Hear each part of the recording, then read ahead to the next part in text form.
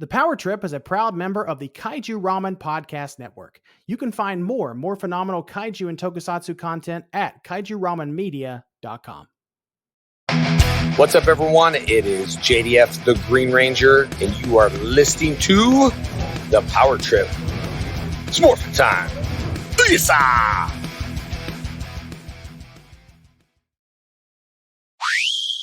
Taisaku Sentai, Pod Ranger.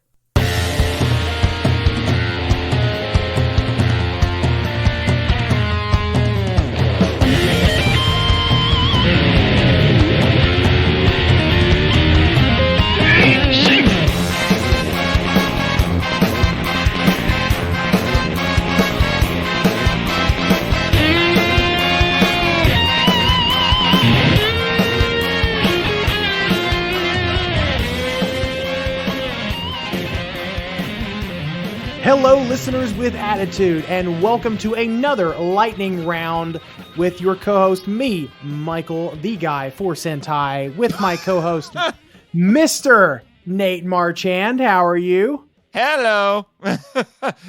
And Nate, we are not. I want to give a quick shout out to our listener, Christopher Reiner. Happy birthday. Today is his birthday. Oh, yeah, that's right. I forgot. Today's his birthday. That's right. So the Power Trip, so season 2 of the Power Trip premieres, and we get all of this crazy news we're going to talk about on his birthday. I hope he's having a wonderful time. Man, he must be feeling really special right now. But another person I know is feeling extra special right now is our good friend who is making his podcast debut, at least on the Power Trip. I was going to say, what? Mr. Danny DiManna, how are you doing, good sir? You guys, I am such big fans. I'm sorry. I said I wasn't going to do this. Hang on. Okay, hang on. Got to get my composure. Okay, this is the biggest podcast I've ever done. Most listeners, translated. Makes that MIFV thing I was on a few weeks ago look like chump change. Woo! Let me Wow! And here I was going to compliment you on finally completing the Marchand Hamilton hat trick, but no! You got to go and be a jackass about it. Okay, wow. Yeah, jackwagon. Wow! Wow! I didn't know that. I didn't know that Nate was going to be so spicy for this one. I mean, I know it's really late in the evening, guys, but come on, we got to still keep this pretty family friendly. That's funny coming from you, master of the Dragon Dagger. There it is. There will be no dragon daggers in this episode, sir. Are you sure? Famous last words. I was gonna say Blue Streak. No. Famous last words. There will be no dragon daggers. Ranger. Oh boy. We got without any sarcasm. Thank you guys for the nice introduction and for inviting me on.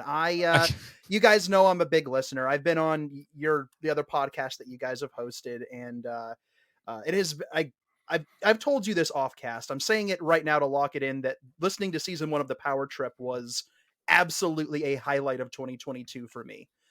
So it's really cool to get to come on and talk about some super cool stuff that's happening. I was actually a little surprised you were invited on. I'm just like, oh, okay, apparently this is happening. Why were you surprised? What is wrong with me inviting our friend Danny on? I didn't say there was anything wrong. I was just surprised. Well, that's all. My chopped liver, Marchand. My chopped liver. What are you talking about? Come on, man. Look. Here's the thing. Here's the thing, Danny. After I invited you on. He calls me immediately, and I'm in a meeting with a client, and he calls me, and I call him back. And I said, are you calling to ask me why I invited Danny? He's like, yeah, why the hell did you invite Danny on? He's not even. Oh yeah, because I totally said it like that. Yeah, exactly, man. Exactly, Marchand. That's exactly how you said it. Why the hell did you invite that ne'er-do-well Danny DiManna onto our show? You used that word against me, Marchand? Ne'er-do-well? Really? Danny, tell the listeners with attitude who you are and what you do. Well, I'll keep this as brief as possible because it feels that's like hard for you. It is, but it feels like I do about 1,000 things. I'm on a lot of podcasts. I do voice acting on podcasts. Nate, I've been on your show doing voices. I don't even know how many voices. And yeah. I think so far you're still only on one hand, but I expect it to get to a second. Oh no, it's past one hand by this. I'm past one hand, but but Nate's really used to that one-handedness, isn't he? See? Wow. Wow. There it is. I didn't say anything. I don't care. Nate, that's nothing. That is not deserve the dragon. It's Okay, nothing. That is a simple. Fine. I mean, you are wrong button. That's the button I was hitting looking the for. podcast You are- master, Nate Well, Marchand. no, Nate, you're a writer and you're right-handed. I'm assuming you only use one hand to write. Yes. What I did mean, you think come he on. meant? What did What'd you you think he I meant? Come on. Jeez. Seriously. Good Lord. Okay, well, Nate's broken while he's having While he's the rails. Anyway. While Well, we're only he's laughing hysterically at something that should not be laughed at because it wasn't all that funny. Anyway, Danny, go ahead and tell the listeners with attitude what the things that you do are. All right. Well, my main claim to heavy air quotes, this makes for good radio fame, you can hear the air quotes, is I am the creator and author of the Godzilla Novelization Project, which is an ongoing, nearly 5 years in the making project as a fan, this is not official, write and adapt full-length English language novelizations of all the Godzilla films, because my main presence in like nerd presence, I guess you could say, is within the Godzilla and KAIJU fandom, and Power Rangers is obviously tangential to that.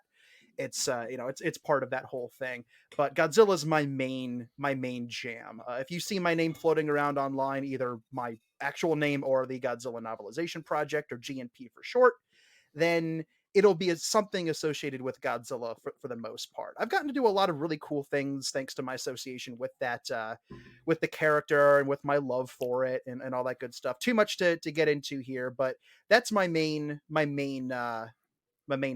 That's my main thing. You're a very rare individual because you're one of the few people that I know of that actually started with Sentai first before you started with Power Rangers. Yes. Now this is at least in the English speaking world.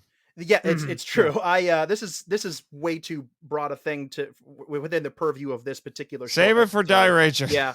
So, but ever so briefly, yes, most of my exposure to the Ranger Sentai world is actually Sentai. Now, I want it made clear I am not an anti-Power Ranger person. I know there are a lot of people out there who are purists one way or the other. I'm not one of those people, but I have a lot more knowledge and just exposure to Sentai than I do to Power Rangers. And this year, my plan, and partly inspired by your show, is to change that. And I'm actually currently trying to work my way through as much straight up Power Rangers as I can to fill in the blanks with the stuff I've never seen, and just get a better picture for the whole thing. Oh yeah, absolutely. To get a better picture for the whole thing.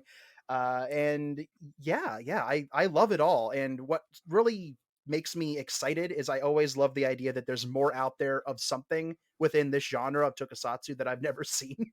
The thought that there's more out there I haven't seen is very exciting for me, because I love to check things off lists. And Power Rangers for too long has been a not entirely blank part of my checklist. Like with I've seen Power Rangers, but I haven't seen a lot, and I haven't seen as much as I want/need to. So that changes this year, and your show is a big part of why I decided to take the plunge. Y'all inspired me. Inspired. And thanks to Christmas, we've supplied your new obsession for a while. Yes. These two listeners with attitude. Oh, it feels so good to say that. Listeners with attitude. These two goobers got me the Shout Factory. You know what you are, Marchand. Got me the complete Mighty Morphin on DVD, which is something I did not own. I was relying on Netflix for my Ranger consumption, but I'm a physical media or die person, so it's weird that I didn't own it. Yes, I need that on a t-shirt. Physical media, give me physical media or give me death. I would wear that shirt. Nobody steal that, by the way. I'm gonna make a fortune off of those. But yes, get your Sekizawa on, right? That's right. You guys got me the discs of Mighty Morphin, and I started watching it from the beginning. Pretty soon after I got it, I haven't gotten through season 1 the whole way yet, but it's been nice to dive back in and get reacquainted. And I'm finding little bits of like, I don't remember that. So it's been cool to really dive in on it. So I Yeah. told you guys when I got that set that by the end of this year, every physical release of Power Rangers will probably be on my shelf, because once I start with these things, I can't stop, and it's all your fault. It's all your fault. Good Well, problem to have. rest assured, you'll be able to get most of the Saban and Disney stuff for about as cheap as Mill Creek Ultraman. After that, it starts getting nutty. Yeah, it's a little bit nuts now. With I think Samurai and Super Samurai were my most expensive sets. Yeah, I it's one of the worst ones.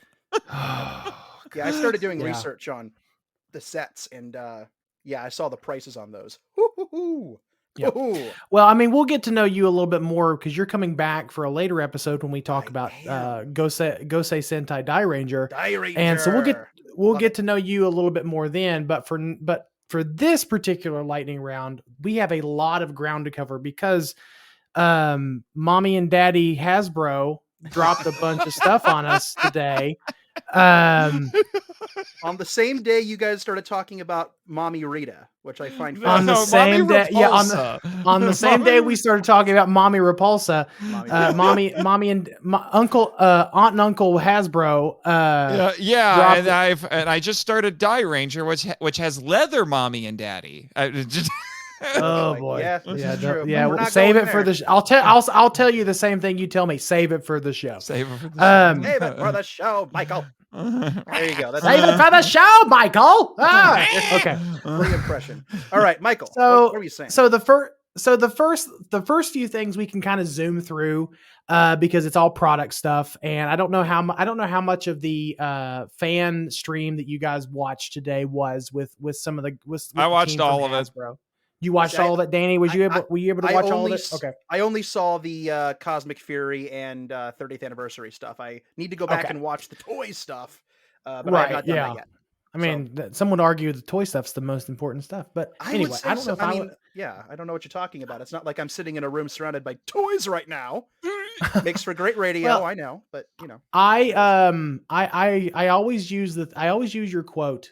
When I talk about my office, you can't see it right now, obviously listeners with attitude, you can't see it at all, period. But you guys can't see it because I'm up against the wall here, but I'm surrounded in my bliss. So you're nesting in your bliss. I'm surrounded in my bliss right now. So anyway, so put that on a t-shirt too. So the team from Hasbro, graced us with some new product reveals, some that we knew were coming and some that we didn't know were coming. And the team from Hasbro was John, the product director, Jordan, the product designer, and Sam, who is the brand writer. So they all came together and introduced a few new products. The first product they showed off was the Lightning Collection Dino Thunder Black, Dr. O, Tommy. Overall, what do you guys think of the sculpt? I think the sculpt looks good. Like, and Sam was obviously getting choked up when they were talking about it. So, given the news. Mm-hmm. Yeah. I mean, it looks pretty good. I'm interested in buying it, but it doesn't really like jump out me as an exceptional Lightning Collection figure necessarily, but it is nice to have that. And I think now the Dino Thunder team is complete, so you can check that off. With that, I believe so. Yeah, there's Dr. only O was the last one. I think this is only what the fourth complete Ranger team now in the Lightning Collection. Mighty Morphin in Space is now complete. Zeo is complete. So yeah, Dino Thunder is the fourth. And we're instantly going to get a fifth one once the Alien Rangers get released as a set. Oh yeah, for sure. Lord, which I already pre-ordered that. Now, and just to keep things simple, all the things that we're going to be talking about in this particular recap, in this portion of the recap, are all available for pre-order either on Hasbro Plus, Big Bad Toy Store, etc. So they should buy now. If you're in the Ranger fandom, you know where to find these things. I don't have to spell that out for you guys. But they also showed off, speaking of Dino Thunder, they also showed off a pretty good looking Mesogog. I was surprised Mezagog looks really good. I was actually this one got I spoiled. really want. This one I really want. This one got spoiled a few days ago. From our Singapore? friends in Singapore. Because apparently Hasbro can't control their product releases around the rest of the world, but Their shipment chain, their shipment chain, their supply chain, whatever you want to call it. So they can't control their supply chain good enough that we got a leak of Mezagog from Singapore, and it looks really good. I'll probably pick that one up. I've already ordered the Dr. O. Mm-hmm. I've already pre-ordered the Dr. O, I should say. Mm-hmm. And I'll probably pre-order Mezagog. I was a little on the fence, but after thinking about it, it just makes sense. Come on, Michael. He's top 10 Ranger villain. It's true. No, I like Mezagog. I like Mezagog. We had such a good time talking about Dino Fury on that stream with our friend Kim. Mm-hmm. For sure. And the next product they showed off was one that was important to you and I, Nathan. Right. And that's Kendrick's. This one was the one I believe that was a little bit of a surprise. Yeah, this one was a bit of a surprise. I'm surprised and yet not that they didn't do what I was saying actually like a year ago that they should do, which is they should make one figure with two heads. So you could have Kendrick's and Corone, but it's just Kendrick's, which is fine. Kendrick's is a cool character, but I was still a little disappointed because blue wigs and black leather. But of course, there it is. I'm just going to embrace the shtick at this point. But I'm guessing what Hasbro really wants to do is just make a second figure so they can milk this. I mean, it makes sense. It does. It makes sense from a business standpoint, but how very Hasbro of Hasbro. It is. So I'm a little bit cynical about it, but at the same time, it makes business sense because we all know that we'll buy it. They're gonna get your damn money, Marchand. That's the thing. They are. They've got you, especially if a Corone variant happens. I mean, there's. First of all, you can tell me, I'll think about it. No. Nonsense. That will be a day one pre-order. You will order 14 of them. 2 for each day of the week. Wait. Yeah.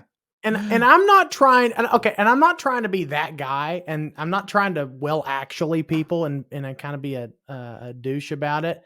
But when Sam was talking about the Kendrick's figure, they kind of glossed over some pretty important aspects of the lore.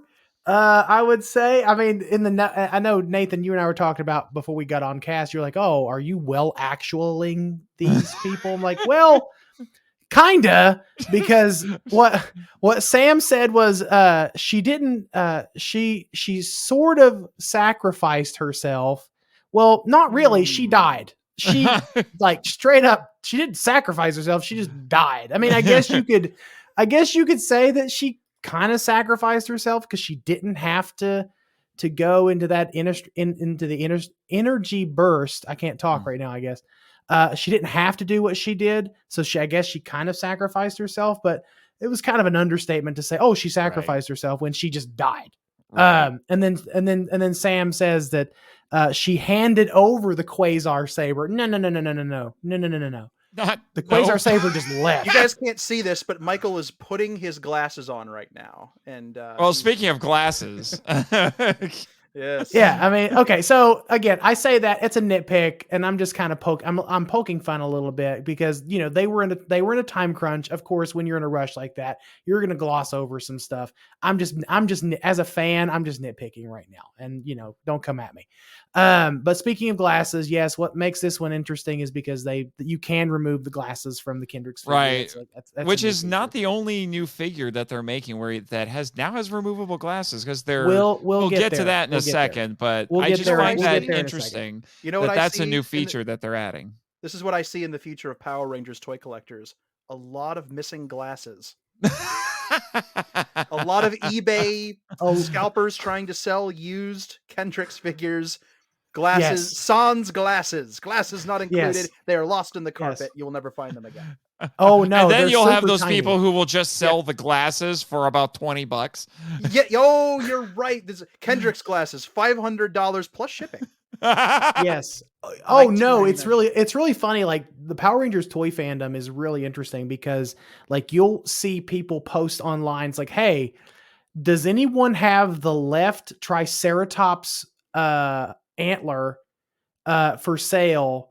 And I guess I mean it makes sense because these things were made in the 90s. They're probably falling apart at this point. Not everyone has. It's very rare to have a 1993 Megazord fully intact with all the pieces and all the little parts and stuff. So it's not uncommon to see in these collector groups like people asking for parts, basically. So like the way I gather it is they're going on eBay and they're finding these different parts and they're trying to retrofit them all together and they're just doing that. I don't know. It's just part of it. It's just part of being a Power Rangers toy collector. Yeah, it reminds me a lot of Godzilla collectors because again, that's my main sphere of nerdery and collecting. For anybody out there who is familiar with the old Shogun Warriors Godzilla, the giant Godzilla from the 70s, if you go onto eBay right now, you will see people just selling the head, the fist, the tail for exorbitant prices. Because again, this is a toy from the 70s, and there was a rocket fist. The fist, it had a mechanism where you could launch it, and a lot of fists got lost. So, like, I have a Shogun Warrior Godzilla, and mine, Of course you do. Of course I do, but it only has one arm. It only has one hand because the rocket fist is missing. So every once in a while, I'll get online and say, "Hey, you got just a hand?" You know, or some people will look for just the lever to make the tongue come out, or just the head, or just the tail. So a lot of people find their Shogun Warriors Godzillas in 5 or 6 pieces and then piecemeal them together to make one toy. So I've done that with collectibles. I have some Masters of the Universe stuff in a box somewhere that I piecemealed together to get complete figures.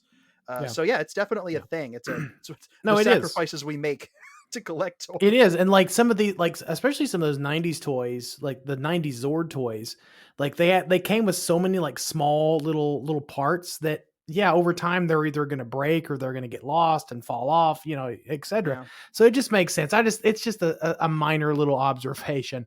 The next thing that they showed off was, and this is no surprise at all, Dino Fury Blue, which I will say the sculpt on that looks pretty good.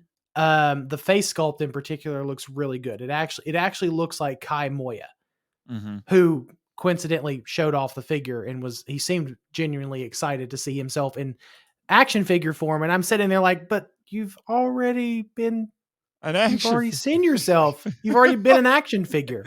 Like what more is there? Figure. Why was there no joke about this? Exactly. Like why I kept waiting for the joke, but you know, whatever. The next thing they showed off was a Tenga 2-pack. Man, okay. Are either of these the same Tenga that's already been released? It's the same sculpt, but the paint is a little bit different. I think, if I'm not mistaken, the paint is supposed to resemble like the Tengas from the movie, not the show. Okay, so these are technically different. These are technically different, but they're the same. They're the same sculpt, the same name on the box. They're still the Tenga Warriors, but they're technically, I believe, they're supposed to resemble the paint from the show, because because in the movie there was a lot more variation on their armor. There was like greens, there's like metallic greens and blues and things like that, but in the show it was more like flat purple. So I think these are supposed to resemble more closely the movie itself.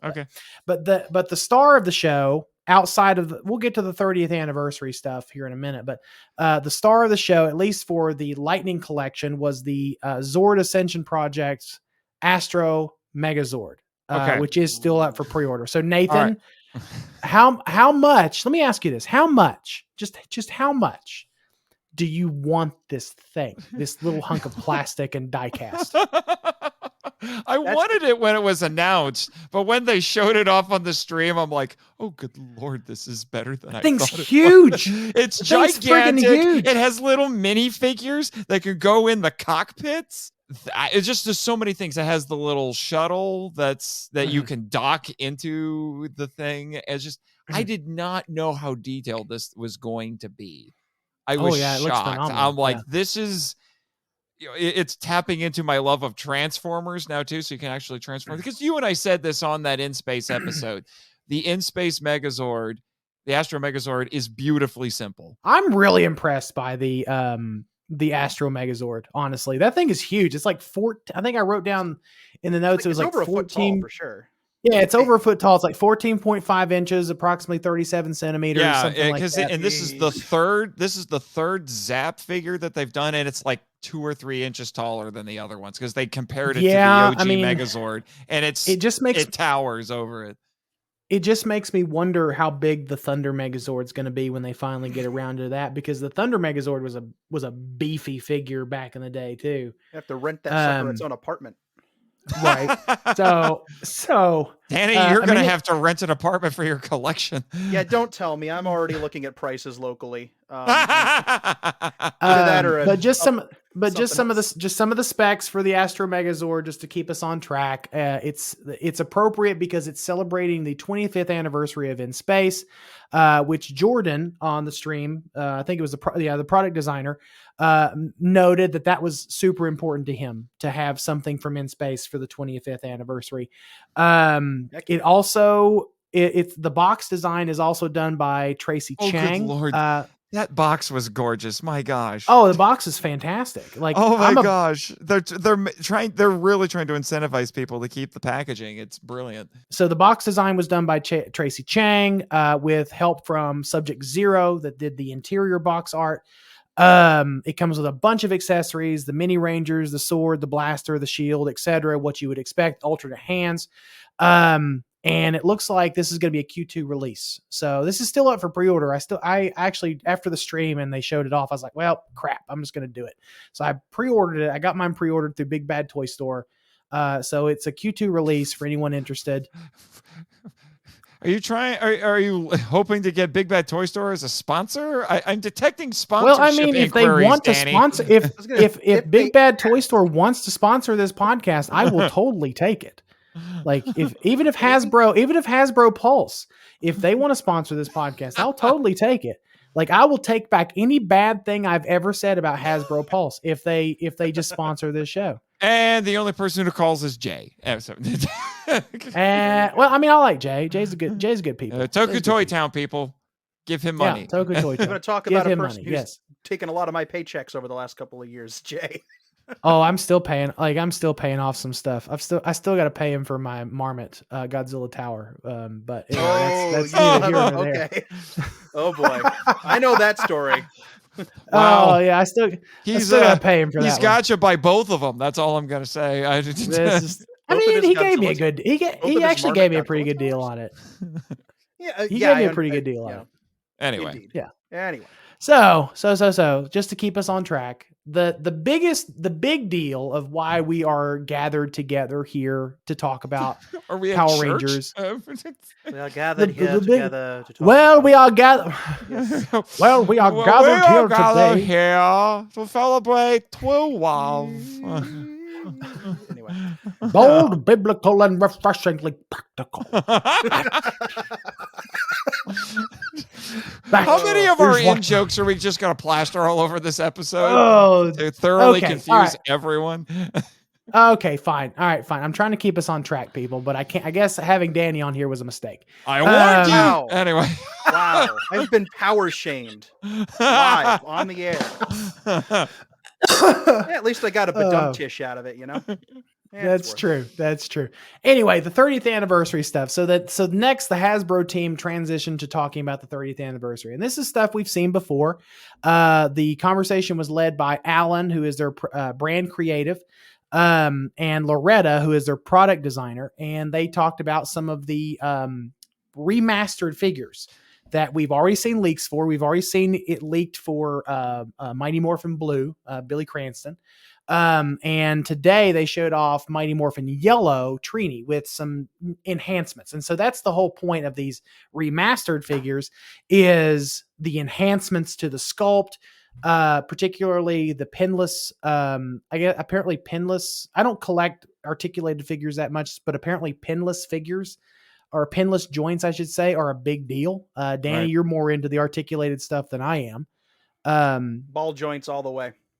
Yeah, ball Right. joints all the way. Pinless, anything pinless apparently is a big deal. Yeah, it's that, and a lot of other toy collectors have also been preferring to have the screw holes hidden. Because that's because they would complain. That's like, especially with things like Playmates figures with the Godzilla toys, they were complaining that you could, because they like doing figure photography and stuff, and you could really only display it or photograph it from one side. And if you went onto the other side, there were all of the screw holes, which is why the later Playmates toys for, say, Godzilla versus Kong, they would actually fill them. They put little caps on them to hide them. It just now, makes the caps for are obvious, but it's still better than a glaring screw hole. It just makes for a much cleaner presentation. And the belt actually has like black paint around that and the holster that emulates the show a little bit closer. They paid particular attention to the face sculpts on these to make them a little bit more screen accurate, they said. And then they are giving us a lot more accessories. So you're not going to be sacrificing, for example, you're not going to be sacrificing a set of hands. These things are coming with 3 sets of hands with some effect pieces and some extra little things worked in. I particularly, I like them. I did pre-order them. So, I mean, not just because it had the 30th, well, maybe just because it had the 30th anniversary logo on it. Nice try. I was going to say I'm interested in getting Trini because that's the only one of the OG Mighty Morphin figures I don't have. And I'll sell you my Trini once this Trini comes. Yeah. What? If you want it, I'll sell you my Trini if you once this Trini comes. Or am I getting bro pricing? I mean, depends on. And you're not giving me Scorpina, obviously, because she came out a 2-pack with Scorpina. No, I have the individual Trini. Oh, there was an individual Trini. Okay. I have the individual Mighty Morphin. I have the. I've only ever seen the 2-pack, so I didn't know. Yeah, I have the original release Trini. Okay. From the one of the first waves, or one of the first, or whatever wave it was. Yeah. But have you guys had a chance to look at these? They've been all over the internet today. I don't know what else to say about these. They look good. I'm glad that Hasbro is actually making efforts to go back and correct some of the mistakes from these past figures. I mean, how many of them are they going to make? Is it just going to be the whole team? From what we understand, it's just it's the whole Mighty Morphin team. Red, green, black, blue, yellow, pink. The whole the whole 9. They made a big deal about the fact that you can pose them for the morphing, do the morphing pose, and they have new accessories coming with them to make it look like they're morphing. Yeah, that was a big deal to them. Like, even down to the new box art that they're showing off, and the new brand creative, the new my mind is blank. I should know these things because this is part of my job. Like the new brand assets and the new styles and the things of the overall brand appearance of the 30th anniversary has. They said the inspiration for that was taken from the morphing sequence. So it's a lot of prism effects, lighting and glow effects and stuff like that. It looks really nice. Like, they showed off a poster, and I'm trying to find the artist's name. Here it is. The poster artist was Orlando Aracena, who goes by Mexafunk on Instagram, is apparently the one that did this artwork. It really looks good. And they said it was inspired by retro pop art and Neo Tokyo neon. So think super bright neon colors. It was inspired by the teleportation and the morphing sequence, which makes a whole heck of a lot of sense because, as Loretta pointed out, that's one of the most memorable things about Power Rangers is that morphing sequence. Absolutely. So these are up for pre-order. Same places: Big Bad Toy Store, Hasbro Pulse, Amazon. I think they're on Amazon, pretty sure. But these are going to be a little bit more expensive since they are remastered and they come with a little bit more stuff. So this is going to be like $34, like $33.99. So, like I said, I've already got mine pre-ordered. Yeah, still not terrible. But I'd have to, Hasbro. Now that I think about it, I might have to get the Green Ranger so I can have one to put on the shelf again. Hasbro's pricing has slowly been creeping up anyway from that $19 to $22 that it started out at to $25. Now it's in the mid 30s.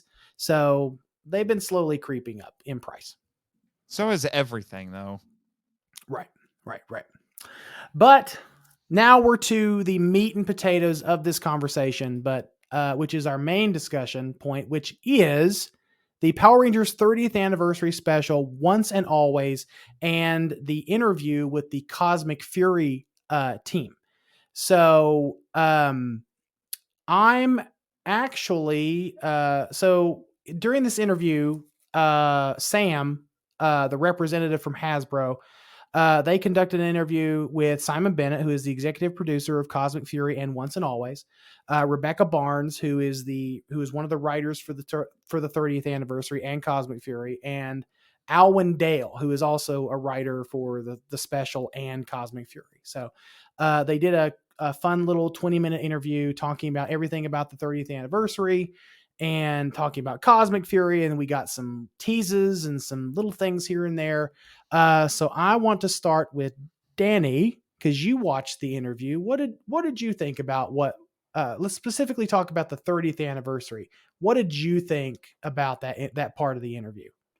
I thought it was very, I'm trying to think of the right word for it, because the usual words are popping into my head: exciting and nostalgic and just all that kind of stuff. And that really is what it was. I'd seen the little behind the scenes, the 2-minute thing that Netflix put up that interviewed the cast and such, and I saw that before I saw this live stream. And hearing what the creative team had to say in conjunction with what I'd seen in that little, it's not a trailer, just a little bit the behind the scenes peek, whatever you want, the teaser, whatever you want to call it. Little sneak peek. Yeah. Little sneak peek. It really kind of made it all gel together a little bit more and really drive home the idea that, yeah, it's just, how in the world has it been 30 years, and the idea of tackling the characters, specifically the returning characters, and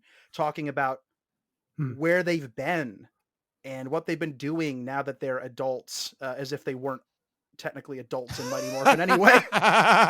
Well, yeah, I know, whatever. It's Steve McQueen syndrome there. Steve McQueen syndrome. It's all good. Yeah. Beware of the blob, y'all. But it's like all that good stuff. And then thinking about how they're going to combine, because one of the things they mentioned was, we're going to combine that 90s feel with contemporary television storytelling. And it got my brain thinking, how are they gonna pull that off? Because Mighty Morphin is such, and this is an understatement, and I'm gonna say it anyway, such a wacky snapshot of pop culture in the early 90s, just in terms of everything about it, from the lingo to the way that they dressed, all that good stuff. And you have to have an element of that, or multiple elements of it, carry over if you're going to do a Mighty Morphin tribute. But 30 years have passed, and the people that they interviewed seemed like they were really, really tuned in to it. That's the impression I got, is that I kind of implicitly trusted these two people while I was listening to them. And it definitely got me excited. One thing I'm really kind of excited by as a fan, it seems as though the team the team behind the 30th anniversary seems to have really leaned into the past experience and let the actual, like, the Ranger actors like David Yost, Walter Jones, Catherine Sutherland, and the others, like, they let them dictate some of the things that happened in the 30th anniversary, because who knows better than the people who were actually there. So one of the examples that they gave was, they consulted with Walter Jones and David Yost. When something would happen, they would consult with them and say, oh, how would Billy and Zach react to this? Or how would Billy and Zach, or what has Billy and Zach been up to since their time on Rangers? Because Walter Jones in that teaser, in that behind the scenes, says it's been 28 years since he's been on set at a Power. He's been on set with Power Rangers. Yet the man hasn't aged. He hasn't aged. Oh God, no! They all look good, actually. And they all look so great. They do. And the other thing that's interesting is, I think Walter Jones says, like, this is the first time I've worked with Steve Cardenas. Steve Cardenas, yeah. Steve Cardenas was one of the replacements. He was one They of the were people that technically came in the yeah, same season with one another, but they've never suited up with one another. It was they never crazy. suited Yeah. up with one another. So that's crazy to Yeah. think that after all this time, you're going to get to see those two characters, not just the actors, the characters Right. interacting, Mhm. which is Right. really exciting. Really One of the exciting. things that occurred to me watching this is that this is actually going in a different direction than the other anniversary specials. Did you guys notice that? Mhm. This Yeah. one is zeroing in on Mighty Morphin and basically making it a Mighty Morphin tribute, whereas all of the other anniversary specials we've had before this were these massive crossovers that Yeah, had this feels a little bit varying more levels of success. this honestly, and just based on, I mean, we've literally seen no footage from this thing except for some B-roll. We've only seen the interviews. We've only seen the 2 minutes that Netflix has shown us. But something about this, because it's again, it's an anniversary special. But like you said, Nate, it's not a crossover. Something about this feels a little bit more intimate. Mhm. And again, that is based on literally no footage we have seen nothing from this thing that has Right. been we haven't looked through the camera yet, so we don't know what the scope of this thing is going to Right. be. But something about it seems a little bit more intimate than a massive 200 bajillion people in ranger costumes fighting 200 bajillion people in monster costumes, Right. kind of thing. Right, which is it leaves me really curious because it looks like because people have been screenshotting and analyzing this thing all day today. Oh, as, as you would do, and they're finding some interesting things that at least seems to imply elements of the story. Like someone spotted what looks like Zordon's cracked tube from Countdown to Destruction. I'm trying to think, what are some of the other things that people were noticing? The Moon Palace, which people are debating online if it's really the Moon Palace or if it's if it's a nod to the Machine Empire. Personally, I think it's the big gear on the wall. I personally think it's a nod. It may be a little bit of a nod to both, but someone pointed out online that even Rita's palace had gears and things like going on inside her palace. Right over the arch that leads to her telescope, there are several gears above the arch where she would walk. So that might be what we're seeing. Or it could be a Machine Empire thing, which does potentially play into one thing we'll talk about in a minute. Right. And we saw more stuff that seems to confirm that we're leading up to SPD, because canonically SPD takes place in 2025.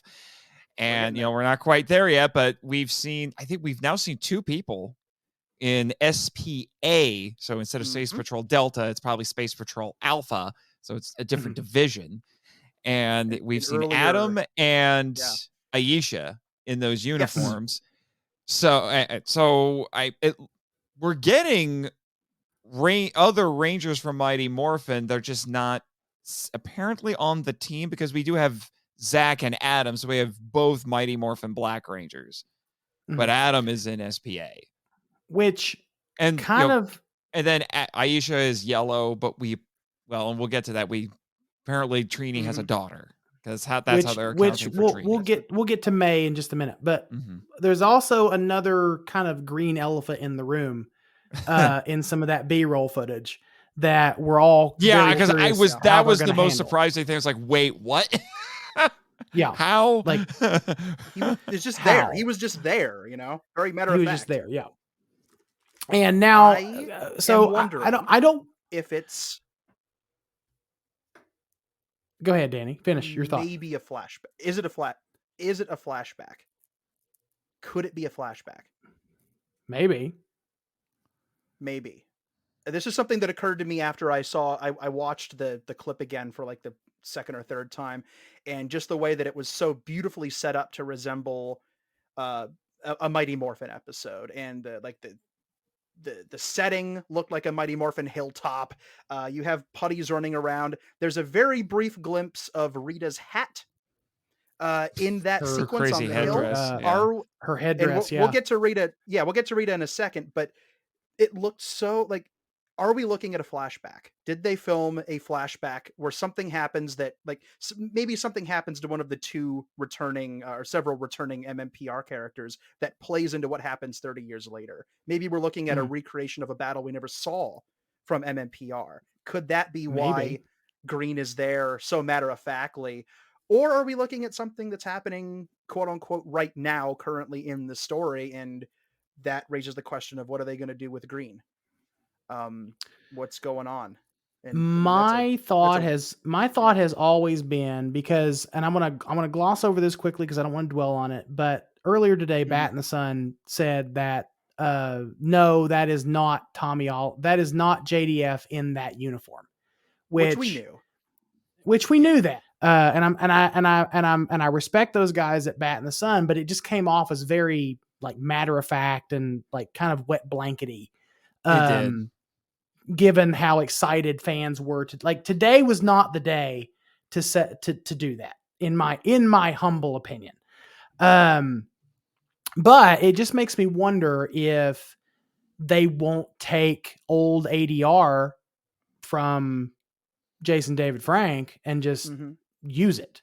Like that's possible. It would be a very simple thing to do. Just have him show up in the line and have some B-roll of it's morphin time, and that's all and that might be all they need, at least Mhm. Yeah. production wise. To All say, they would look, need is he's like there. the it's morphin time, see and then some of the Yeah. other stuff. Right. Like that's all they really would need. Yes. Right. It just makes me wonder. And then like someone else posted a really interesting fan theory today that maybe it's Adam. Maybe Adam Because he was green once. adorned No, the green twice. outfit. He Huh? was green. He was green twice. He was green twice. He was turbo green and Zeo green. So it would kind of make sense for Johnny Young Bosch to take that place if JDF, because we know now that And JDF JDF was, and him got along really well. oh yeah, JDF and him were very, very close. Like it would make sense, especially now that we know that JDF was very much done with Power Rangers and wasn't coming back even before he passed away. It would make sense for them to write it that Johnny Young Bosch or Adam took the mantle of Green Ranger. Which Because we solves see that. it solves that. It But does. also It now it opens solves up the that. door Yeah, to but what are they going to do? Yeah, about there's Tommy? also one other thing that's going to need to be addressed, and that is Catherine's in this.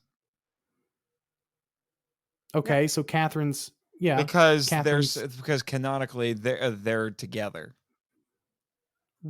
Oh yeah, that's right. They were husband and wife canonically in the comics. Yeah. Now So it's never been firmly established in the show, but it's been firmly established in, say, the Boom Studios comics and things like that. They got together. They got married. It's not firmly established, but if you think about Dimensions in Danger, we know Tommy's married because he goes to his house and he has a son. We don't know who he was talking to. I think he may have been talking to JJ. We don't know who his mother is, but it's just been generally accepted and confirmed in Boom Studios. So it just makes me wonder: Catherine. Will they gloss over that? Will they just? I hope they don't. I hope they don't. But do they use her presence in this special as a way? Like, is she the one who tells us what happens to Tommy? Are they going to do that? Are they going to go there? Is she going to be the person who says, "Okay, I have to tell you what happened"? Are they brave? I don't want to use the word brave enough. That implies I don't think that this thing was written before the news would have happened. I don't think they would have changed it. I mean, if that was the case, that is really creepy. If they did that, that would be really kind of like Simpsons-esque, premonition-y. Predicting the future. I mean, honestly, if they were going to make the decision to go back and maybe have Catherine do some ADR and dub over some lines or something like that to make a post change after JDF's passing, then if they were going to make any changes to this thing at all, that's where I feel like they would bend it a little bit and say, okay, well, we'll have you come in and record some lines and we need to acknowledge it now. That's a space where I feel like they could do that. And she could be the one who gives us the news in universe of what's going on with Tommy, but I don't know. I don't want to say that and make people like either expect it or want it, or people say, well, I hope they don't do that. This is all just me just talking. I said it before, but I don't think that they should not kill Tommy, the character in universe, just because JDF died. I think that's a mistake. Yeah, it'll be interesting to see how they discuss and I hate to use the phrase deal with because that makes it sound trivial, but you guys know what I mean. Just how they're going to approach and address the Tommy character in this special, because if they don't, that's going to make some people relieved and some people angry. And if they do, it's going to make some people relieved and some people angry. Yeah, So there's no way to win. there's no way to win. There's really no way to win. It just adds another layer to how freaking tragic this whole thing has been.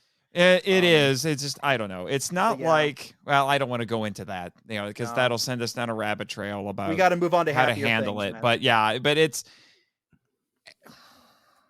I don't know. I mean, is it almost exploitative that they show this B-roll footage and there's a Green Ranger, or what? In light of everything, I don't know if they thought about it that hard. I really don't think. I don't think they thought about that hard. I imagine this has probably been in the editing room before he passed away. Yeah, I don't want to think of. I don't want to go there and think that they were somehow that grossly manipulative with the B-roll. Is it impossible? No, but I don't know. I feel like that's that treads dangerously close to villainizing Hasbro, and I'm trying not to go there, but but the human brain goes there. It's fine. It was worth mentioning, but I don't think that's the case. I want to give Hasbro the benefit of the doubt, because it sounds as though, just by some of the language that the team has used, to talk about this special, it sounds as though the people behind it have actually cared. Yes. There's for instance, I think it was Alwyn, whatever his name is. I can't remember. Daggone. Oh, Alwyn. Yeah, it's Alwyn. He said something like that the 30th anniversary special is going to be focused on families, but also tries to pull in more casual viewers of the franchise, while also trying to quote satisfy the Ranger experts in the fan base. So I feel like Hasbro is going to at least try to make a good thing out of whatever they're working on. The question becomes my question is, how long is it going to be? Because I really don't want just a 23-minute special. I want at least an hour. I think it's going to be, my guess, I'm locking it in 45 to 50 minutes long. It will not. I don't think it'll be 20 minutes. I don't think considering all the stuff they talked about and what sounds like a pretty wacky plot. Again, very little has been revealed, but there's enough details to piece together some stuff, and we'll get there.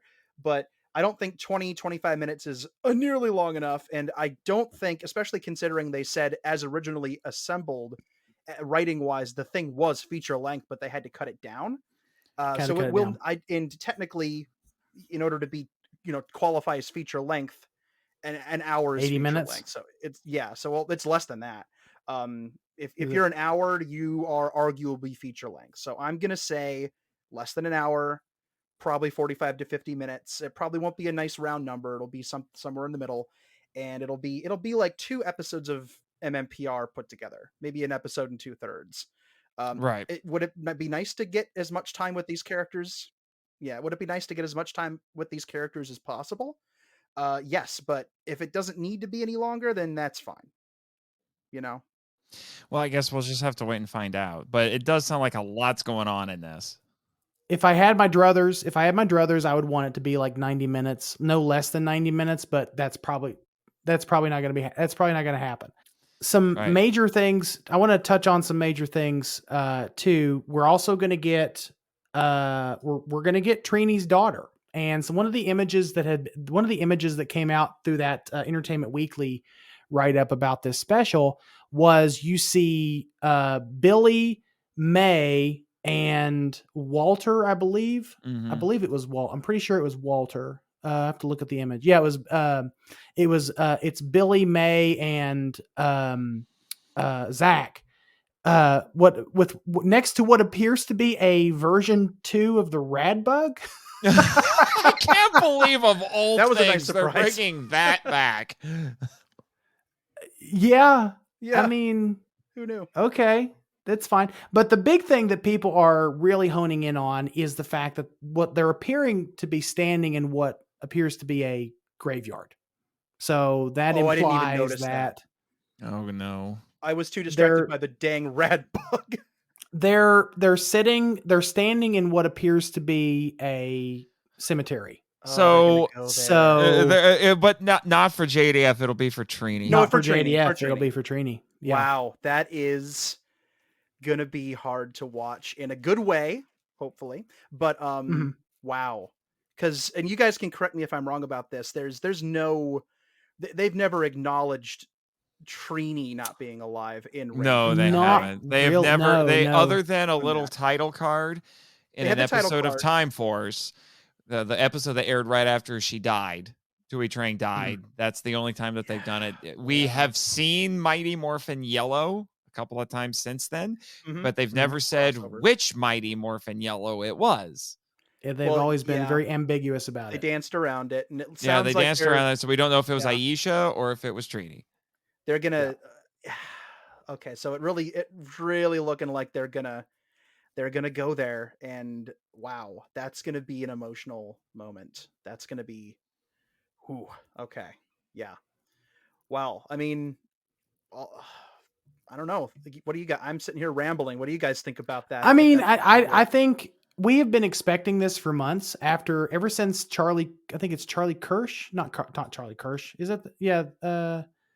I'm trying to think. Yeah, Charlie Kirsch. Yeah, that's what her name is. Ever since she was announced and shown off as, and announced as the MMPR as Trini's daughter, we kind of had this expectation.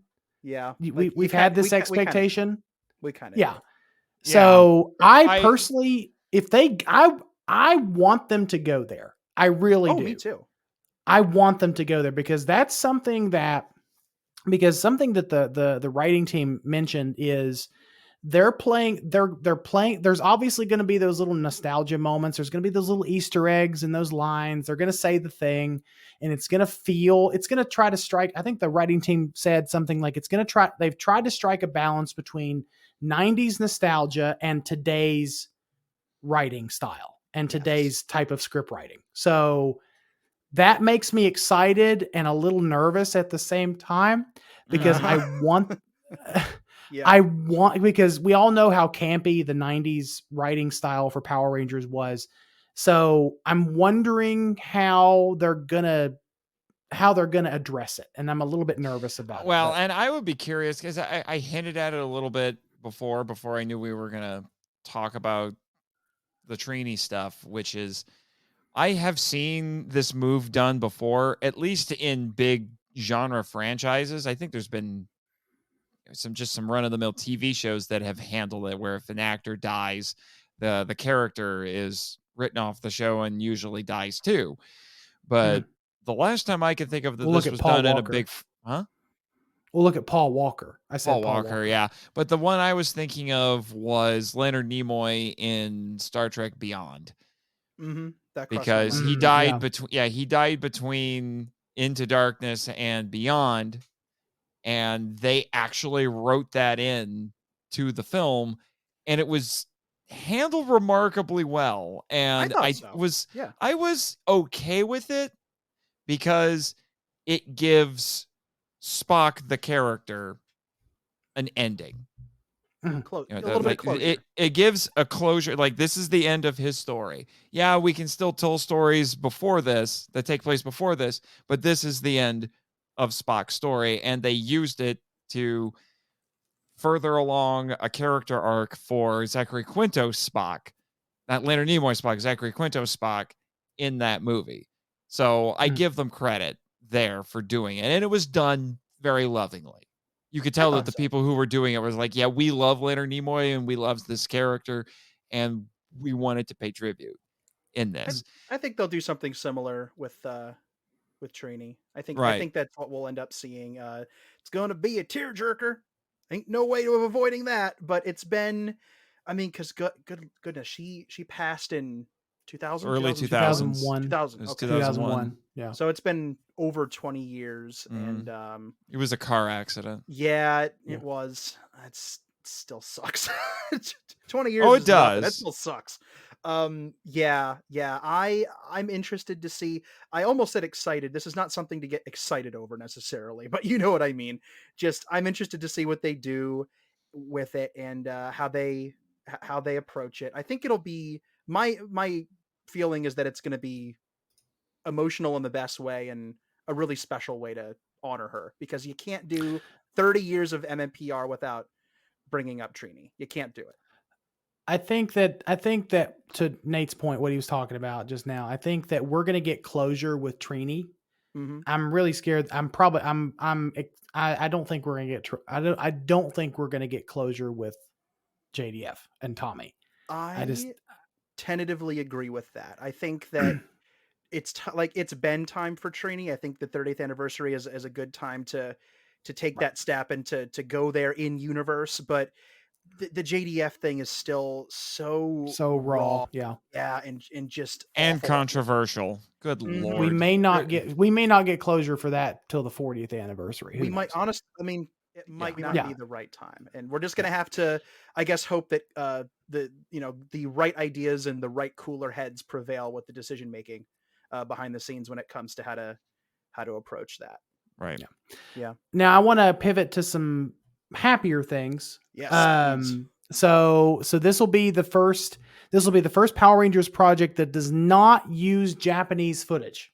I thought that was really interesting. Once and always? Yeah. Once and that always. That is inaccurate. But you know what they mean. You know what they mean. Yeah, I know what you're talking. I know what you're talking about, Nate. But yes, that's my well, actually. Yeah, I know. I know what you mean, but that's something that they're very proud of. Like, this is the first Ranger project that does not use Japanese footage. And they were and the writing team was very proud that that's going to allow them more freedom in their writing style and telling the story that they want to tell. I don't want to actually over that. That's well. No, I don't think it's not technically true, but it's not worth poking about. It's not. Right. I understand that. Right. But the big thing that we need to mention is more cast members were announced. Right, exactly. So we are going to have two returning cast members. Obviously we're going to get another Alpha, but Alpha's going to get a new number. I mean, I'm assuming Alpha 7 is what we're getting. It's got to be 7, they joke that you can just take bets on the number. Well, I think it's 7. It's going to be Alpha 7. It's got to be Alpha 7. We've already talked about Rita. And before we get to the interesting part about this version of Rita, I have to mention that Barbara Goodson and Richard Horvitz will be returning to reprise their roles as Rita Repulsa and Alpha 7, presumably Alpha 7. Yeah. So exciting. How cool. Alpha 42. Alpha 42. Yes. Alpha 987. The folks from the Hasbro stream kept calling him Temp Alpha because they kept making the kind of cheesy jokes about hey, Alpha. I mean, as long as it's not jive talking Alpha 6, we're good. As long I don't think if it's Horvitz, it's not going to be. It's gonna give you the appropriate amount of Alpha feels. It has to. But apparently Rita is a robot. Let's just rip the Band-Aid off of that one. Robo Rita. Robo Rita. It's okay. I get it. You're like, we don't want to break the lore from before, but we want to be able to have these classic villains back at their absolute evilest. But now we're going from pseudo clone to robot. Synthetic clone. Yeah. Well, I said pseudo clone because I'm not sure exactly how to classify Zed there, but now we got a robot. And I don't know. I guess I'm just the weirdo in the room who's like, why don't you go find the ones who got purified by the Z-Wave? That would be some interesting storytelling. Just let the Z-Wave versions have their happy ending. Leave them alone. I understand that, but I'm like, why don't they go talk to him? I was like, hey, give us some insight. How do we beat these people? I thought you were saying like they go find them and make them evil again. No, I don't want them to make them evil again. I want them to go talk to them and say like, how do we beat you? I'm down with that. I'm down. Like that would be interesting. That's asking a lot from this production. I don't think they'll do it, but he's talking about them going to now human Zed at his suburban home with his wife and kid. with Rita. With Rita. I'd love to see. Like, how would you, like, hey, we're Power Rangers, you remember us? Yeah. Yeah, we tried to murder you for years. We've got a problem. We need your help. That would be interesting, but I don't think that Hasbro would ever do that. Boom would do that. Boom would do that. But the only thing I'm worried about is that Robo Rita is going to end up being really gimmicky. Oh, you know it will be. I mean, it will be. Rebuild of Rita. You cannot. It's not spandex. That was the joke. From earlier, yeah, that is the best joke I have heard about this all day. That made me so happy. Michael doesn't get it. I get it. Michael, do you not get that joke? What is it? Okay, so first of all, kudos for listening, and second of all, so listeners, earlier today in the group chat that is off referenced on this show between Michael, Nathan, and myself, I dropped it. We were going back and forth all day talking about the news as it was dropping, and the news for this Robo Rita came up, and I dropped in a joke, rebuild of Rita. It's in parentheses, not spandex. And if you're familiar with Hideaki Anno's rebuild of Evangelion movie titles, you cannot redo You Are Not Alone, rebuild of Evangelion. That's what that was. And well, see, I don't watch I've never seen I've never watched Evangelion. Well, that's it's fine. Well, and I don't know if that's a loss on your part or not at this point. Let me just say this. I choose not to be depressed by the things that I watch. Oh, the rebuild movies are much less depressing. Fair. But anyway. That is so fair. That's I don't want to go to bed depressed from watching something. That's why Prozac was invented. Okay, I was just. Oh, good Lord! You're not anyway. Wrong. Anyway, we're getting Robo Rita. We don't know anything about it. I'm assuming it's. I'm assuming it's playing into the whole like it's 90s cheese, but done in a modern day setting. Wait, but this begs the question: is Zed in this? And if he is, he has a robot waifu. I'm gonna assume. This is what I'm gonna assume. I'm gonna assume that Zed is not in this. I'm gonna assume that they are fighting Rita Repulsa, or this version of Rita Repulsa. Then who made Robo Rita? I think Scrozzle. Scrozzle, actually, Scrozzle would make sense. So this is kind of following a thing because Zed is back at the. This is something I mentioned to you guys before off cast. Mm-hmm. Zed was brought back at the height of his evilness, and so this is the Rita's version of that. Let's just imagine that. Maybe that gear on the wall that we were talking about earlier is an indication that the Machine Empire is involved. Maybe Rita has literally been rebuilt at her most evil, and it's just it's that version of what they did with Zed, I'm cool with that, but the Machine Empire has been destroyed 3 times. Well, that's the thing about machines. Yes, but technology never dies. Yes. Yeah, technology never dies. They got dusted. They got rebooted. Somebody rebooted them. They got rebooted, dusted, and then the leftovers tried to made Serpentera. Could they not just make a backup? And then they got blown up. Could they not make a backup? Could they not make a backup? You cannot tell me in a universe this wacky that they wouldn't write a gag where buried underneath the ground of the battlefield is one final member of the Machine Empire, and he wakes up randomly and he builds more and builds the Empire again. You can't I hope it's Gasket Orbis 2.0 is the real for villain Michael. for this. Orbis is the real villain for confirmed for the 30th anniversary. I'm the only one who survived. Yeah, I mean, because okay, so no one can this throw me now. This doesn't make. I mean, this makes total sense because Orbis. He possessed all like the technology, the virus, whatever it was, to make all the monsters large. Why couldn't he have a backup program of the Machine Empire family? True. I'm just assuming that the only reason he rebuilt any of them is because he really wants someone to throw him. He misses being thrown.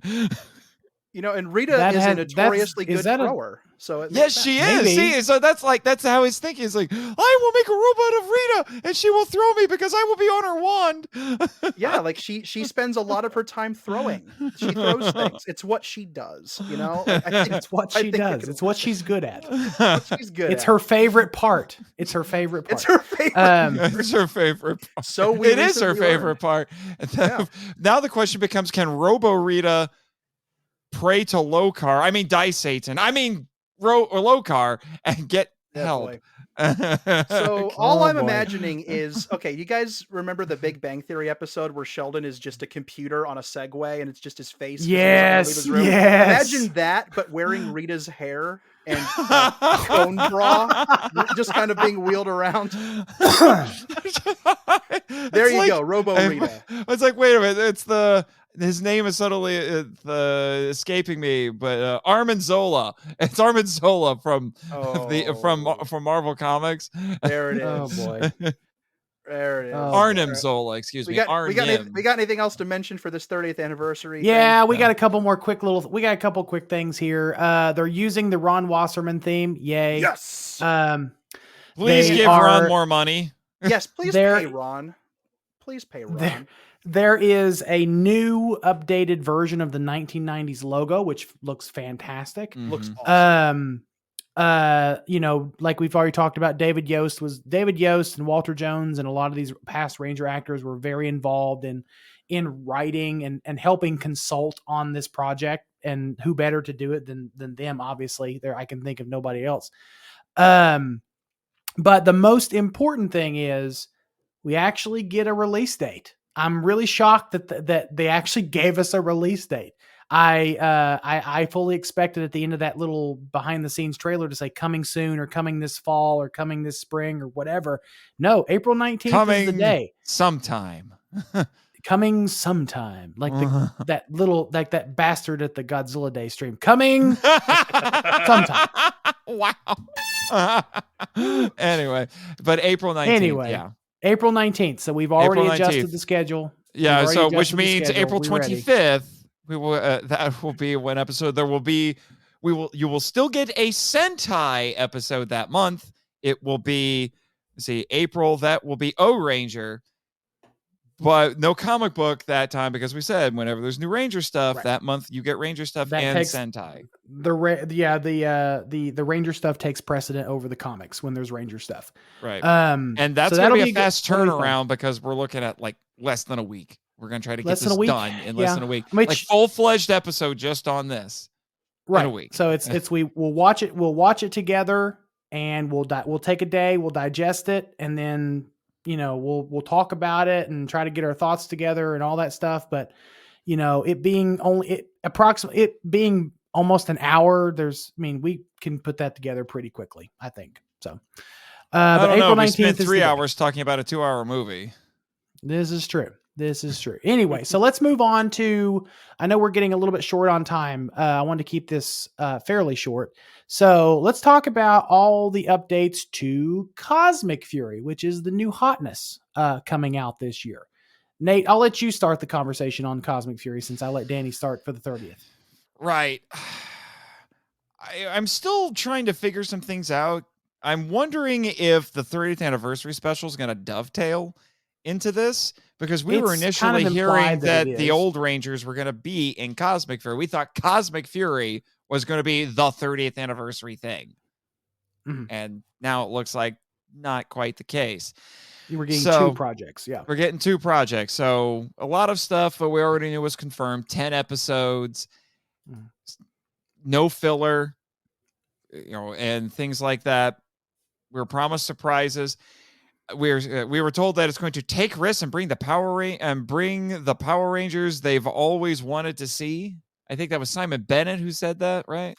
No, I think that was Alwyn. Been Alwyn that said that. Or no, it may have actually been Simon Bennett, because I remember Sam was primarily talking to Simon for that part of the conversation. Yeah. Right. And they confirmed again they're using Zord footage from Q Ranger It's going to be new Mhm. suits. They're only using Zord footage, which is a little disappointing because the Q Ranger suits are amazing.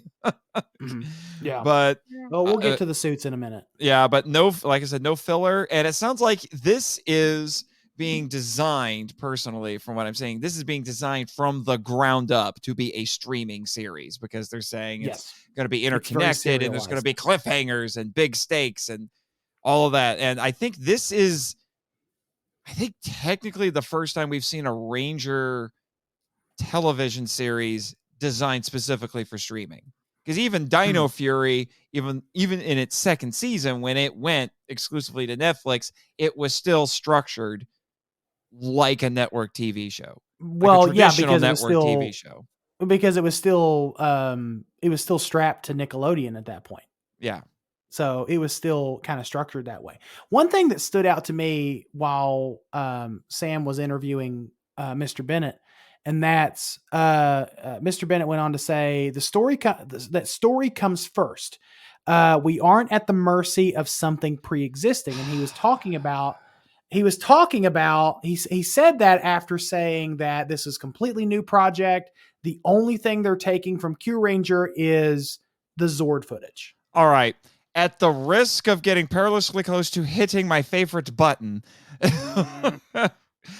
I don't like this mindset as a writer that says I need to be unencumbered from everything in order to actually write something good.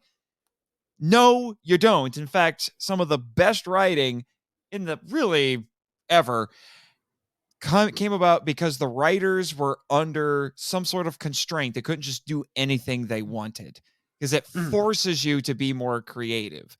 So I don't, like I said, when I heard that, I'm like, it's not a red flag. It's a bit of a yellow flag, because like, guys, come on. I mean, I understand, you have to work around the Sentai footage, but I mean, we've seen them do really creative things with the Sentai footage. And not even Sentais that they completely mirror, like Time Force and Time Ranger mirror each other because they're very similar. right. But I'm talking like where they take a completely like weird or different contextually Sentai and they use it for Power Rangers in a very creative way. Like the one that's coming to mind first is In Space, because In Space, well, that was a mistake. That was the problem. That was a mistake. They jumped to conclusions.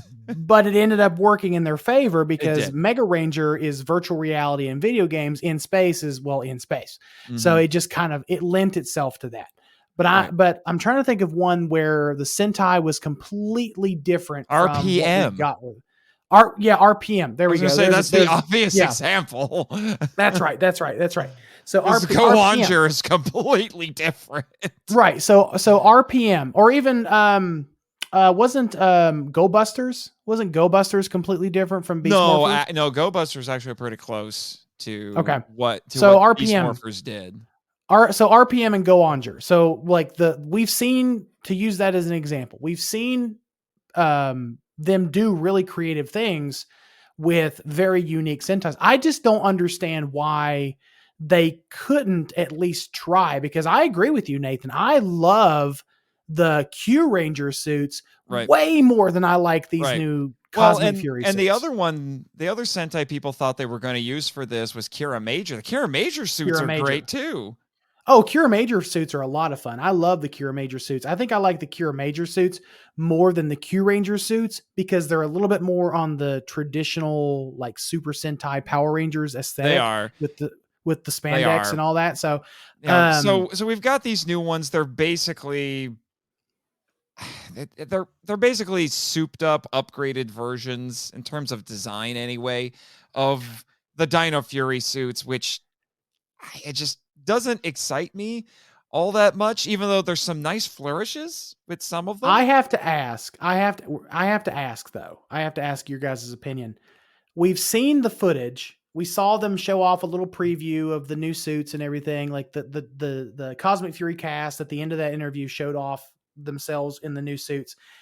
I don't think I like the fake abs and the fake muscles. I understand it, but I understand why it's there. That's but been I don't. that's been a thing in I know superhero it's been films a for thing. years, though. I know it's been a thing, but it's not necessarily been a thing for Power Rangers, so I don't know how I feel about it. They've had suits with fake muscles before. Well, they have, but something about in the Power way these Rangers. was they looked a little different for this round of costumes. Well, yeah, okay, so Doggy Kruger, the Shadow Ranger. The Shadow Ranger suit was a lot more muscular. I get. Okay, so and also, do you remember the absolutely ridiculous looking first Battleizer? That was just silly. Oh, I forgot. Yeah, the Andros's Battleizer was ridiculous. It looked like like a He-Man action figure that had been painted red and then blown up to 6 feet tall. It was silly. It was really silly.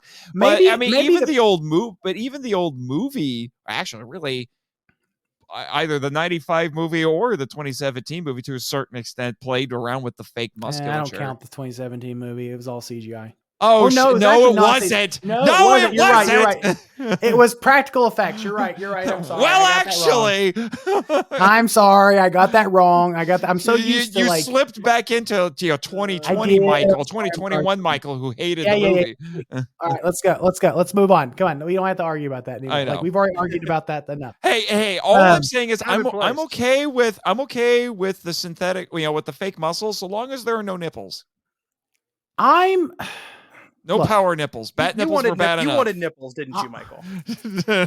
I know. Only for the new Red Ranger, I bet. Here is. Oh boy. Oh boy. Okay. Really? I'm not even. No, I'm Don't not. Don't dignify that with a response. Just no. Okay. So if they were going to go this route, I don't think they went far enough. Because I'm not even sure that the ones in that footage were the final suits. Those looked incomplete. Like there's things they missing. looked very plain. Like I think you're like something was missing. Like something did not just look like the concept art completely. The concept art's always going to look more angular and muscular and buffer and with more stuff on it. But they didn't. It looked like they were maybe 75% of the way to the concept art conceptually. There were definitely some bits that.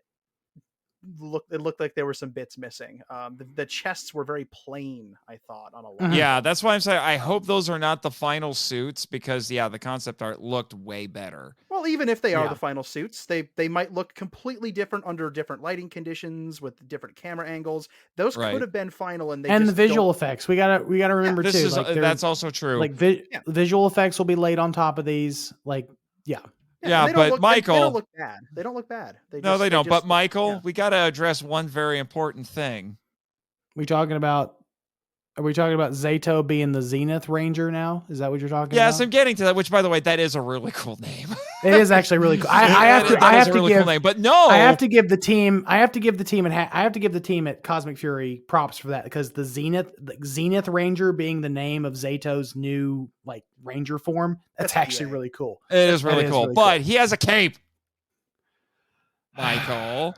I know he has a cape. Whatever. Red Ranger. I don't want to talk about capes. In the presence of an I think this is the first Power Ranger I think who's had, at least in his default form. I think it's the first one who's had a cape since Mystic Force. Actually, I mean, statistically, he is the most likely of the group to get sucked into an engine. This is true. This is true. So he's already died once. He can't die again. And so you don't know that. So the color dynamics have shifted a little bit for Cosmic Fury. We have green, black. We have our traditional green, black, red, blue. But then Zato's is like a bronzy gold color. It's like tan, tan, off white. Online, on Twitter, Russell Curry referred to it as champagne, which fine. The champagne Ranger has very different connotations in my mind. I mean, champagne's not that bad. You should try it sometime. And then you have yellow / gold, and then yellow / gold with Ion is still there. But the big talking point from this team is our new Red Ranger, Amelia. which is kind of a big deal for this franchise. It's not the first time that we've had a Ranger team that didn't have a Pink Ranger. We've had I think, like the RPM didn't have a Pink Ranger. RPM didn't have Pink, yeah. Yeah, and SPD, that was a full team. No, and that SPD was a full had Pink. five-member team too. Some of the smaller teams didn't have Pink Rangers, but Dino Fury didn't have Pink. Dino Or not Dino Fury. Dino Thunder. Dino Thunder Ninja, didn't have Pink. Super Dino Ninja Fury Force. Super Dino Ninja Thunder. Fury Force. Dino Thunder didn't have Pink. Yeah. So, but it's what makes this one interesting is first full-time female Red Ranger, and it's a Pink Ranger who got promoted. I don't know how to describe this right now. I'm assuming promoted. I don't know how they're going to do it. They didn't get the team at Hasbro or the team at. I really want to know the narrative reason for this, because I didn't really picture at any point watching Dino Fury. I never really pictured Amelia as a team leader. Yeah, and she is being fell into a bucket of paint. Who knows? Maybe she is actually being referred to as the leader. Like Simon Bennett called her the leader of the Power Rangers. So we are going to be getting our first. It is a big deal. It is a big deal. It's been a minute since we've had a female Red who is presumably a leader. Like if you look at Jaden Christ's sister, her name is escaping me. Yeah, and there was one other female Red Ranger, sort of. It's kind of a weird one, and that was. What was it? A Squad? It was A Squad in SPD, which was just a bunch, which really, that costume was really just a recycled in space red helmet and a bunch of paintball gear. But hey, if it works, right. That's what it looked like anyway. But yeah, I mean, I'm willing to give it the benefit of the doubt. I'm not going to hate it. I'm not going to hate it. I'm not going to say anything about it until I see it. I just want to know how that's supposed to work. I want to know that being an arc, like maybe she gets thrown into the position of leadership and she has to. I mean, that's not unprecedented. Yeah, it's not unprecedented. We've seen this before, but in the reverse, like you take Time Force, for example, Wes was thrown into the position of Red Ranger and he didn't want to be it. And to be honest, Jen didn't want him to be it either, but they needed a Red Ranger. Right. And I would technically say this is not the first time we're going to get a female as our team leader, because Jen Scotts was the leader of the Time Force Rangers. She was essentially the leader. Yeah. Essentially. Yeah. But she wasn't but she was, I guess, but she was the de facto leader, I guess. Right. Wes was leader in name only until he had to grow into that role. Right. Right. But when they showed up, she was in charge. Yeah. So this is not unprecedented. The only thing that's super unique here is this is the first time like we're getting a female Red Ranger that is a full-time member of the team. Mm-hmm. That's the big deal for this. Yeah, not some weird hidden sister, right? Or some fluke of circumstance or anything like that. Right. So and we were really nice. We liked Amelia. We were very nice and very warm towards Amelia when we did our Dino Fury episode. So I don't have a problem with this. I'm curious to see how, narratively speaking, it works out, but right. I don't just want them to do it just so they can say we had the first. I'm like, give it narrative. Yeah, I want it. If you're going to be the first one to do it, give it narrative weight. Something. You're right. Yeah. I want it to mean something. I want it to mean something. Yeah. So, okay. Danny, Nate and I have talked a lot, obviously, as we do, or Nate mostly, not so much me. Did you forget who else is in this stream, sir? Danny, what are your thoughts? Like, what are your thoughts? Because you listened to the interview, you saw the images. What are your thoughts on the new hotness of Cosmic Fury? It looks like a lot of fun. You guys covered a lot of the main talking points here, but it looks like fun. I'm going to be interested to see how it flows, because as we talked about before, this has been, for lack of a better term, genetically designed, like from a cellular level to be for streaming. This is a streaming show. It's only 10 episodes. 10 episodes. 10 episodes. 10 episodes. It's only 10 episodes, people. Just 10. Yeah, I mean, which actually harkens back to Mighty Morphin because Alien Rangers. it makes Right, sense yeah. unless they do a thing where they have a cliffhanger and then they have a second chunk of it, so it's 20. But it seems like they're going to Yeah. stick with that sounds like something they do. But for right now, it's 10. I don't think. Well, They said it's 10. we don't know exactly what the franchise's future is after this. Exactly. So this could be anything, and it seems like they put a lot of work into this. It seems like they're very proud of the fact that they are tackling this from the perspective of we're doing almost all of it ourselves. That Mhm. seems to be a huge point of creative pride for all of them. Which It might be an interesting experiment because it is an we've been interesting experiment. it's I going dig to be it. an interesting experiment. Yeah. Yeah, I mean, they kind of did this in MMPR season 2 because they didn't use the Ranger footage from Die Ranger. They just used some of the monster footage Mhm. if they The could. Monster and Zord footage. Yeah. It was a little bit of the monster footage. I'm 5 episodes deep into Die Ranger, and I haven't noticed a lot of monster footage that was used in MMPR. Yeah. So far, but I have recognized the Zord footage. Oh, for sure. So it's not completely unprecedented, but it seems like this to me is just further proof that Hasbro just wants to do this thing all on their own. They really are trying to push it so that it's all on their own. This is this isn't necessarily the least amount of ties that a Rangers season has had to a Sentai season. I don't think. At least it might be. I don't know. It hasn't come out yet. I think it might be, honestly. Might be. The only other one that might be able to compete would be MMPR season 2. That's the only other one that's come into my mind. But and again, based on my comparatively very limited knowledge of how all of the shows. Yeah, to a certain extent, MMPR season 3. But once you throw Alien Rangers in there, it goes up substantially because they actually used the Kaku Rangers for the Alien Rangers. But yeah, which is the weirdest recontextualization in the whole franchise, possibly. It's weird. It's still weird. But I'm interested to see how this approach works because again, they're very proud of this. They're very happy. You can sense almost a feeling of relief that they don't feel like they're tethered to Sentai as much as they have been before. And I don't know. Here, the question for me is it going to work as well as they think it's going to work? Because the relationship between Rangers and Sentai is so, even at its most tenuous via the contentious.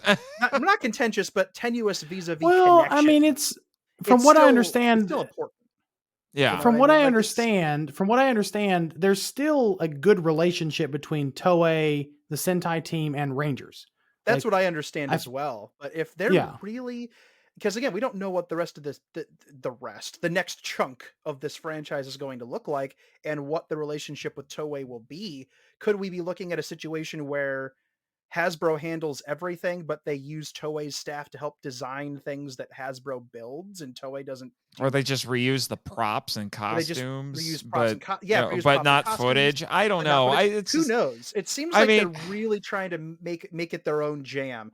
And this is going to be an interesting, like you said, Michael, a really interesting experiment to see how far the idea of we own this thing now and we're going to try and do as much of it as we can. This is going to be a proving ground of a show. It's going to have this show holds a lot of weight. It's the 30th anniversary show. That's big. It's doing this grand experiment with designing their own costumes and all this stuff that it's further divorcing it from Sentai. They're doing all of these deviations. They're only doing 10 episodes and they're structuring them specifically for streaming with a streaming mentality of this episode ends and now I have to get to the second one and binge it. That's very Netflix of them, that's how a lot of modern television shows are made. So there are a lot of things happening with this show that doesn't even involve the plot. That's just stuff that the show is doing, how it was made and what it needs to do. So it seems like there's a lot riding on this. It's a grand experiment, but I haven't seen anything so far that's like freaked me out. You know what I mean? Like it looks like a fun time. It'll be 10 more episodes of Power Rangers that exist. It'll be fun. I like how it looks. Like again, the team behind it sounds like they're just having a grand old time working on it. And Yeah, I mean, not much I else mean, to add that hasn't already been covered.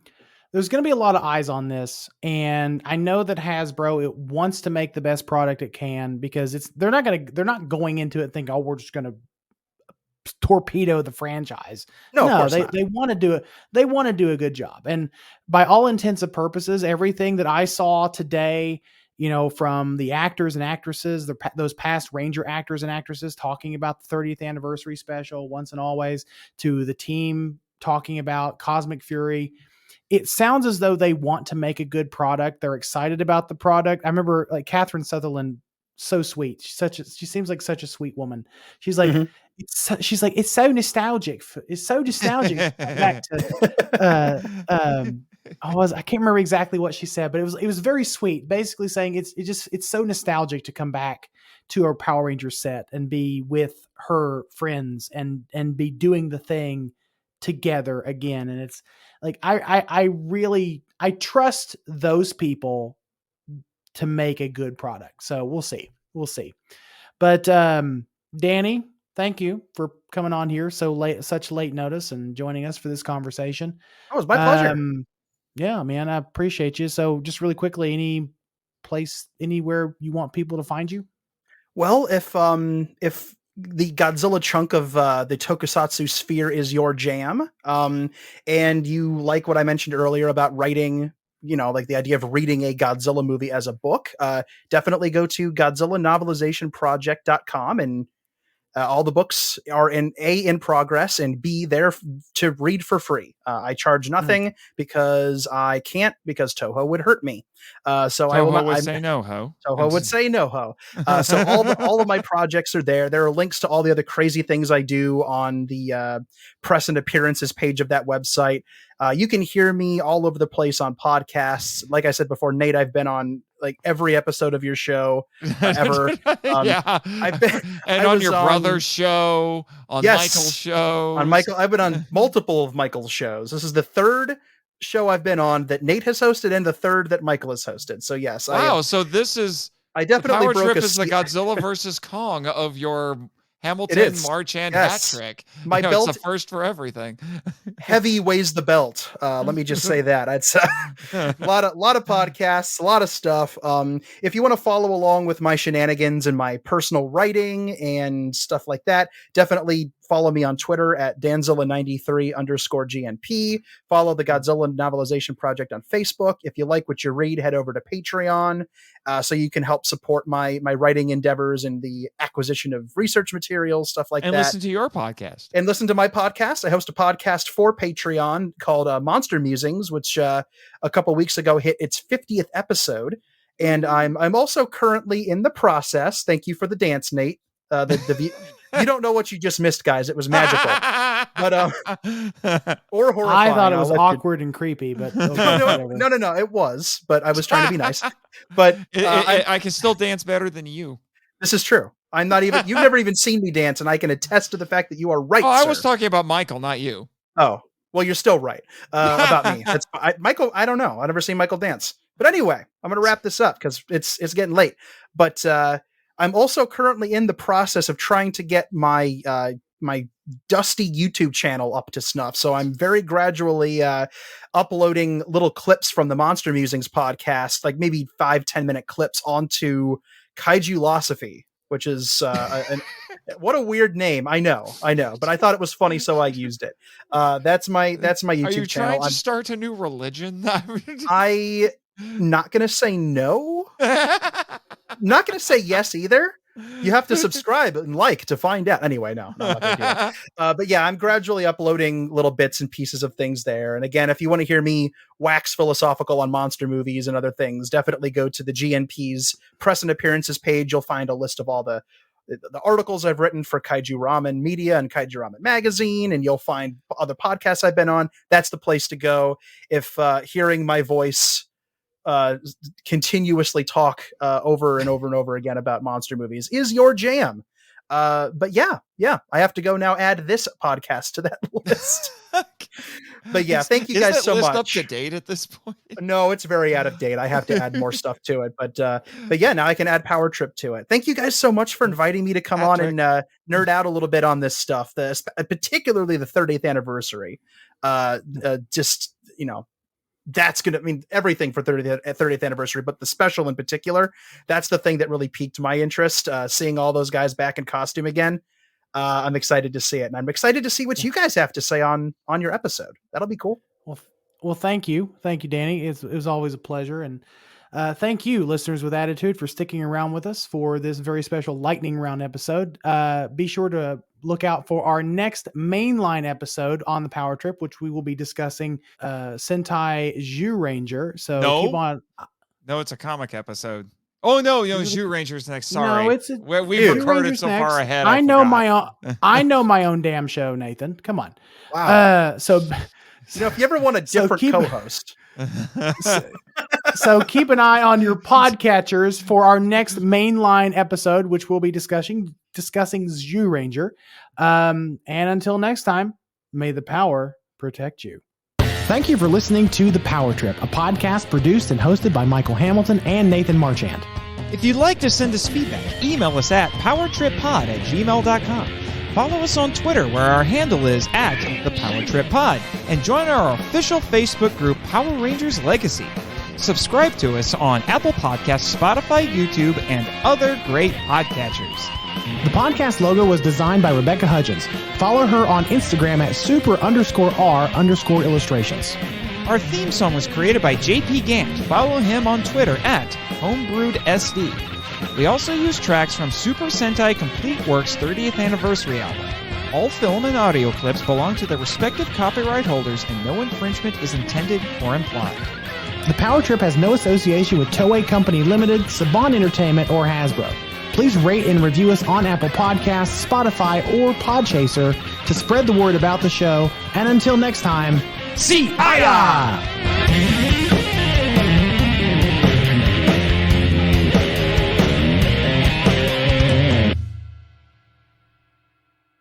This podcast is part of the KAIJU Ramen Podcasting Network and is copyright 2023 KAIJU Ramen Media, LLC. Ha ha!